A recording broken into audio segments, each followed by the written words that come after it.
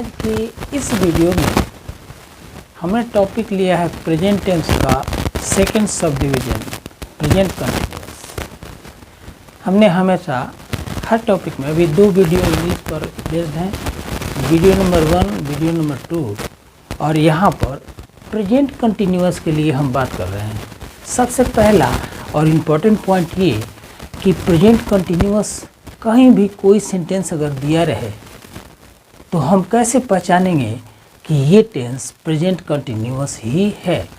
तो इसके लिए हमने पहचान पर जोर दिया है कि हम पहचानेंगे कैसे।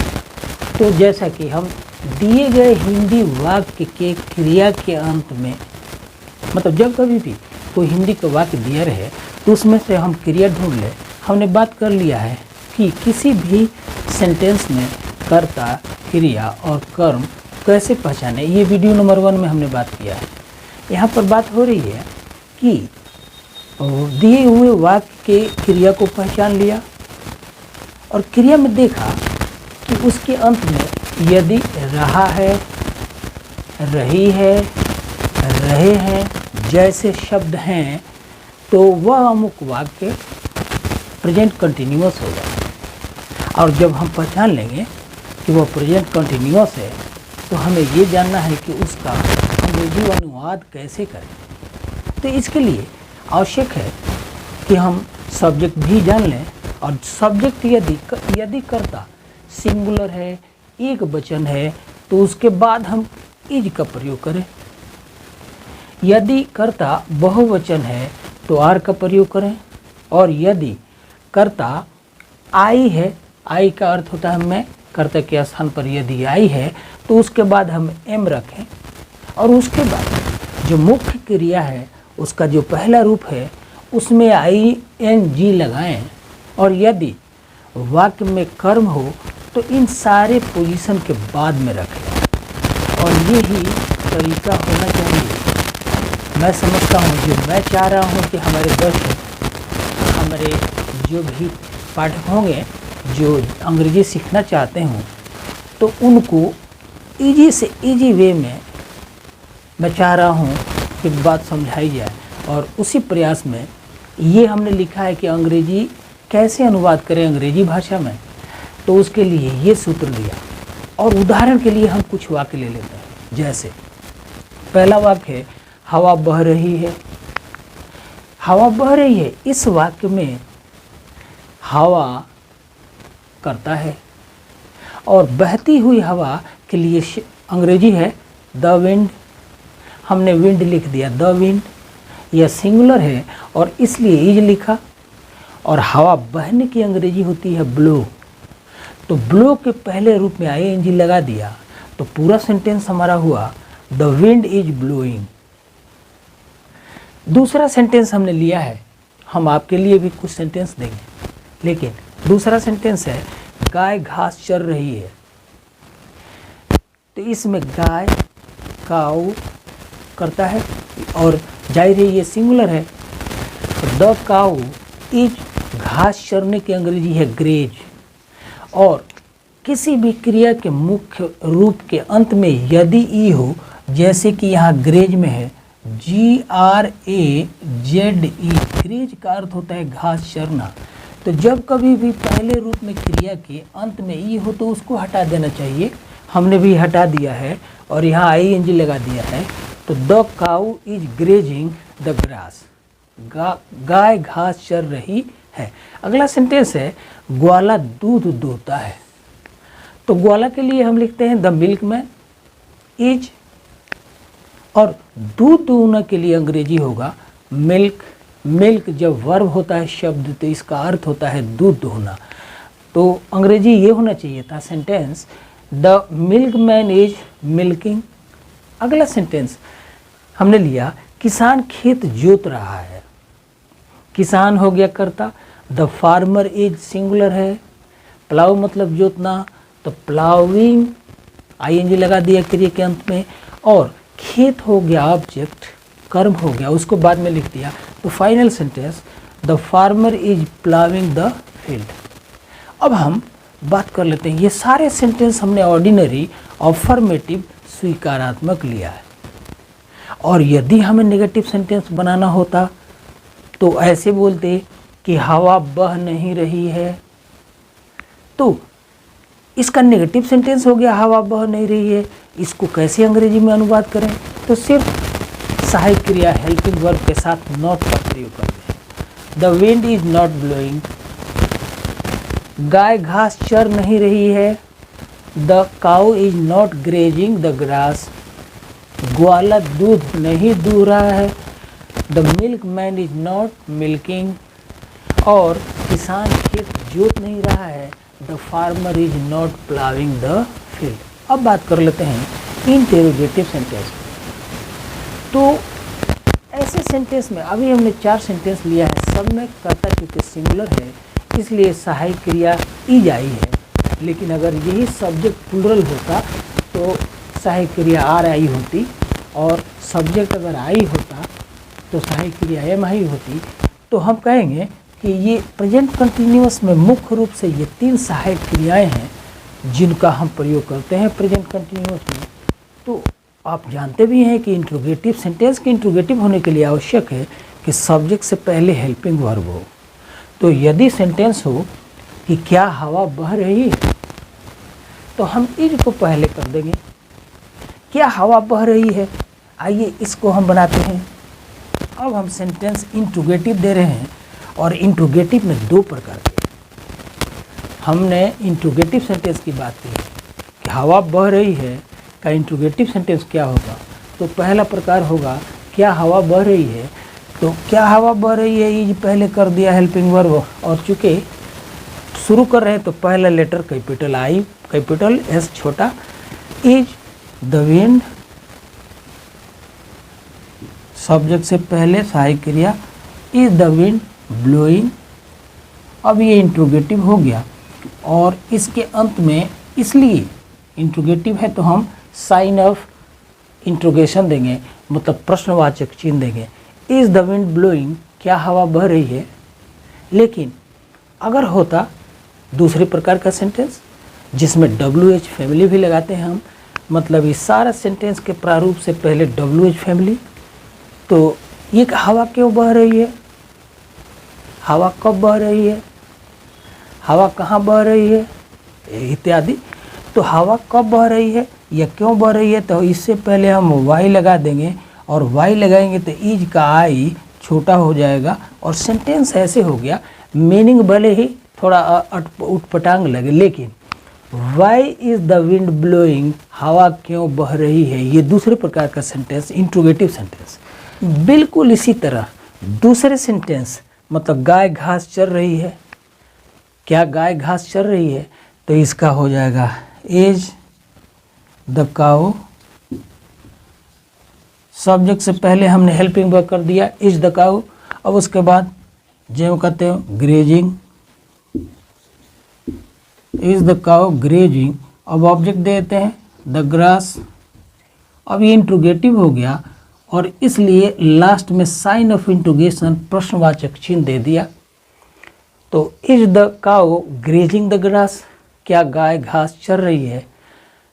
अब अगर हम कहें कि गाय घास कहाँ चर रही है, तो वेयर दे देते हैं। वेयर का अर्थ होता है कहाँ, और ये पूरे प्रारूप से पहले वेयर दे दी, आई को स्मॉल कर देते हैं जैसा कि नियम है। तो फाइनली अब प्रेजेंट कंटिन्यूअस में कोई सेंटेंस हो उसका हम नेगेटिव इंट्रोगेटिव किस तरह से बनाएंगे, इस पहलू पर हमने आपसे बात किया है। अब हम कुछ ऐसे सेंटेंस देंगे जिनका प्रयोग प्रेजेंट कंटिन्यूअस में होता रहता है। उस तरह के भी सेंटेंस होते हैं, कभी कभी प्रेजेंट कंटिन्यूअस लिखते हैं और वो फ्यूचर की बात होती है, लेकिन ये कभी कभार ऐसे भी सेंटेंस हम सीखेंगे। लेकिन कुछ और भी सेंटेंस हम लिख रहे हैं, किस तरह से हो सकता है, तो अभी बात करते हैं। हम प्रेजेंट कंटिन्यूअस में दर्शाते हैं, ऐसे भी नाउ शब्द का अक्सर प्रयोग करते हैं। हम प्रेजेंट कंटिन्यूअस में एट द मोमेंट का भी प्रयोग करते हैं। एट द मोमेंट, हम इसमें इस सेंटेंस में एट द टाइम ऑफ का भी प्रेजेंटली का भी प्रयोग करते हैं, एट प्रेजेंट। तो ये 3 तरह के शब्द हैं जिनका प्रयोग होता है अक्सर प्रेजेंट कंटिन्यूअस में। नाउ का भी प्रयोग होता है, नाउ मतलब अब, एट द मोमेंट इस समय, एट प्रेजेंट वर्तमान में, अभी अभी। इन तीनों शब्दों के लिए हम सेंटेंस दे रहे हैं। गाइस, जैसा कि मैंने कहा 3 शब्द now, at present, at the moment, इनका यूज अक्सर प्रेजेंट कंटिन्यूअस में होता रहता है। हम कह सकते हैं at the present he is working with the times group. अभी मतलब इस ज़माने में अभी वह टाइम्स ग्रुप के साथ, जो कंपनी का नाम हो सकता है, उसके साथ काम कर रहा है। अगला है एट द मोमेंट, इस समय, इस क्षण। He is serving at the border, कोई व्यक्ति है जो नौकरी करता है बॉर्डर पर, उसकी ड्यूटी लगी है, वहाँ पर ड्यूटी है विजिल करने की, वह बॉर्डर पर, सीमा पर विजिल कर रहा है, देख रेख कर रहा है, यह ड्यूटी है वहाँ। अगला है now he is keeping vigil at the border and so on. और प्रेजेंट कंटिन्यूअस में ऐसे सेंटेंस हो सकते हैं, ही इज वर्किंग, वह काम कर रहा है, आई एम प्लेइंग, मैं खेल रहा हूँ, यू आर राइटिंग, तुम लिख रहे हो, Mohan is writing letter, Mohan एक पत्र लिख रहा है, he is watching a TV, वह टीवी देख रहा है। हम कभी कभी भविष्य की बात भी प्रेजेंट कंटिन्यूअस में कर लेते हैं, जैसे we are living for Delhi next week, दूसरे सप्ताह हम दिल्ली जा रहे हैं।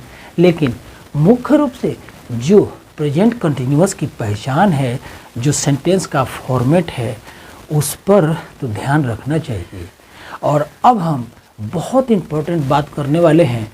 सारी बातें इम्पोर्टेंट थी, लेकिन कुछ स्पेशल और हट करके है जिनके बिना प्रेजेंट कंटिन्यूअस अधूरा रहेगा। इस पर आप खास ध्यान दें। हम कुछ ऐसे वर्ब्स लिख रहे हैं जिनका प्रयोग प्रेजेंट कंटिन्यूअस में भूल कभी नहीं करना चाहिए, बल्कि जो भी वर्ब्स हम दे रहे हैं उनका प्रयोग सिर्फ सिंपल प्रेजेंट में होता है। तो कौन कौन से वर्ड्स हैं, अगर आप एक सरसरी नज़र उन पर 2-4 बार फेर लें तो मुझे लगता है कि याद हो जाएगा। बल्कि चाहिए कि उनको हम कॉपी में, नोटबुक में नोट कर लें।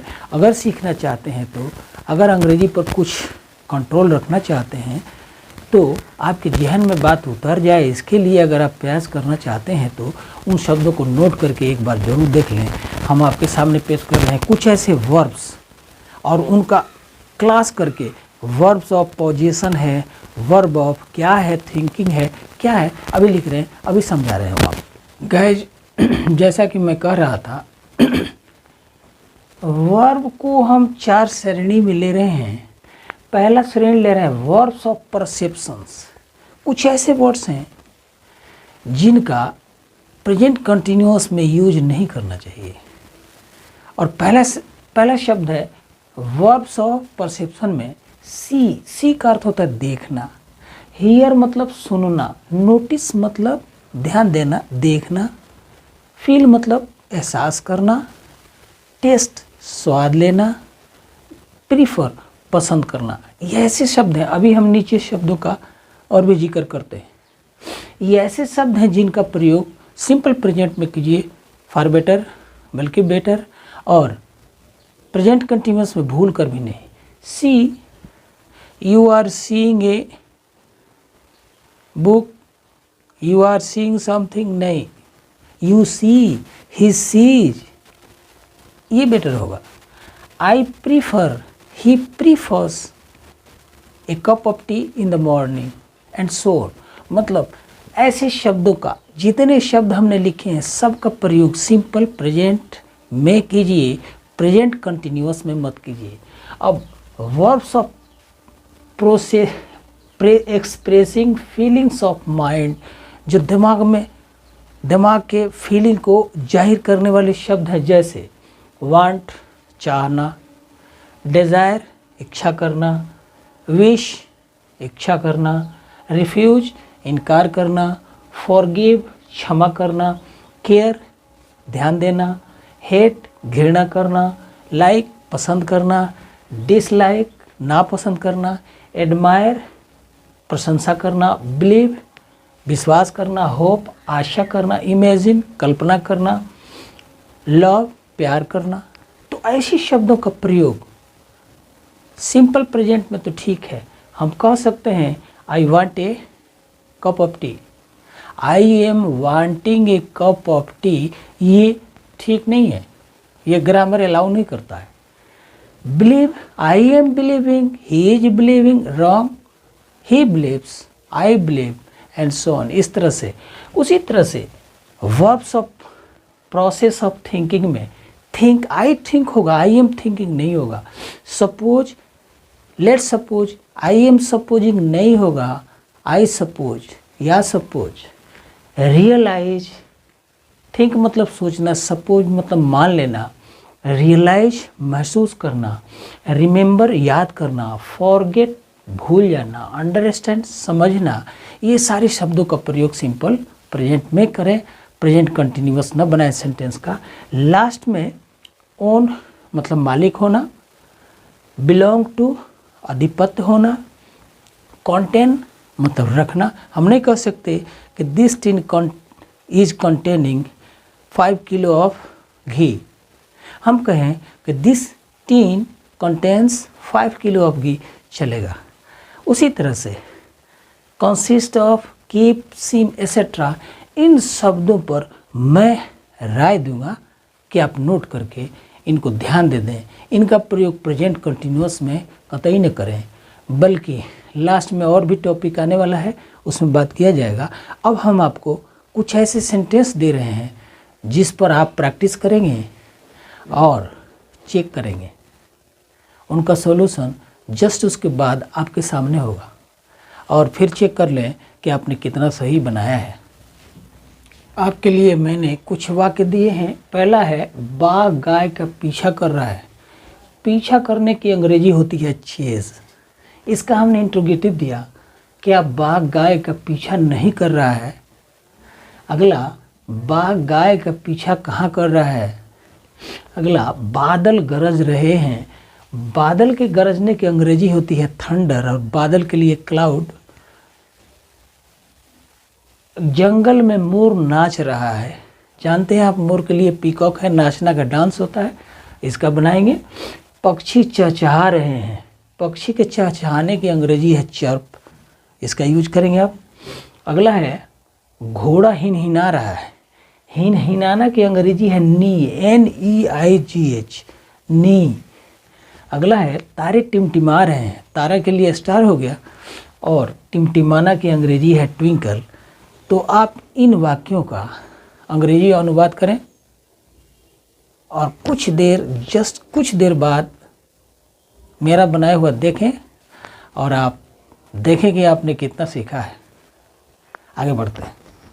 आइए, आपका इंग्लिश वाक्य तैयार है। पहला, बाघ गाय का पीछा कर रहा है। The lion is chasing the cow. यहाँ पर इज छूट रहा है, इसको लिख लें, the lion is chasing the cow. क्या बाघ गाय का पीछा नहीं कर रहा है। Is the lion not chasing the cow. बाघ गाय का पीछा कहाँ कर रहा है। Where is the lion chasing the cow. बादल गरज रहे हैं। The clouds are thundering. जंगल में मोर नाच रहा है। The peacock is dancing in the forest. पक्षी चहचहा रहे हैं। The birds are chirping. घोड़ा हिनहिना रहा है। The horse is neighing. And the last, तारे टिमटिमा रहे हैं। The stars are twinkling. मैं इस उम्मीद में कि आपने हमारे प्रयास का भरपूर फायदा उठाया होगा, आपको धन्यवाद देते हुए एक रिक्वेस्ट, चैनल जरूर सब्सक्राइब करें,